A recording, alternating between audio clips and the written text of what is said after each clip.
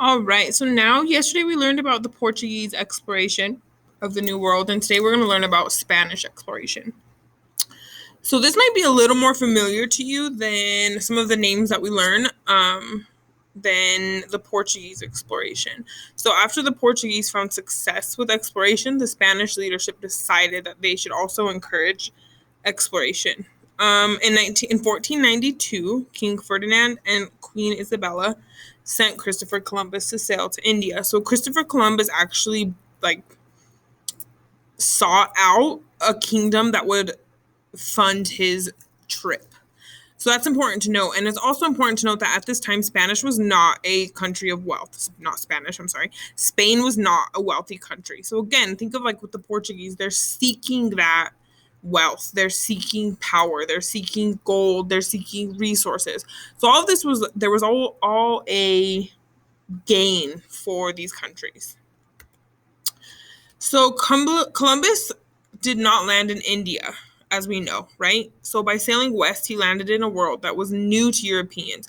So it's super important when we talk about new because we oftentimes hear like, oh, the new world, or he, discovered this land that was unoccupied. And we know that's not the case. We had settlements and people living in the Americas, as we just learned, right? The Native Americans of North America. We also had in Canada, also in South America, right? The Aztec, Inca, Maya. So this was not new land, right? It was just new to Europeans. So Columbus founded the first colony in the Americas on an island called Hispaniola. Almost immediately, he took the people he met on the island prisoner, wrote about how easy they were to enslave. We have primary sources to kind of see that that's what he said. And then his son later brought the first enslaved African people to the Americas. So Christopher Columbus is kind of looked at in different ways. We're going to learn a little bit more about that, but he wasn't the kindest person, or he had very much had an agenda and very much thought he was above the natives to the land. And also his son, as we see here, shared those same views. So he was particularly brutal in the colonies he established. Natives were punished,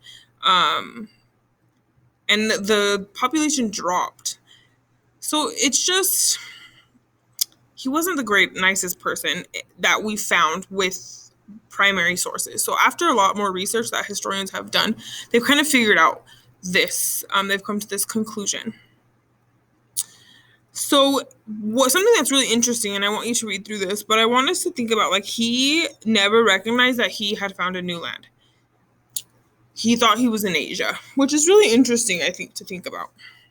And then you're going to answer this question here. All right, and then we have the English and French exploration. So Portugal started, then Spain, and now we're talking about English and French. So here's England, and this is the ocean, the white. And Jacques Cartier, I have to double check that. I think it's Cartier. But Cartier traveled to the Canada. So a lot of times we'll learn about this a little bit more, but one of the languages in Canada, especially like Montreal and Quebec, is French. And it's because of this, right? This colonization that we see right here. And then we also have Giovanni da Verrazzano, he sailed for France, but he explored much of the North American East Coast. And he was the first European to reach New York, what's present-day New York. We don't really know what happened. He was either killed by unfriendly native people or pirates. So this was a very trying time, right? And then we have Henry Hudson. And Hudson conducted also 4 voyages to North America. So I want you to read through this. And then what are the consequences? So as this was the exploration and conquest of the Americas was very beneficial for European countries. But what are the consequences for the people already living in the Americas? Because they didn't really benefit from this, right? It was very much a one-sided gain.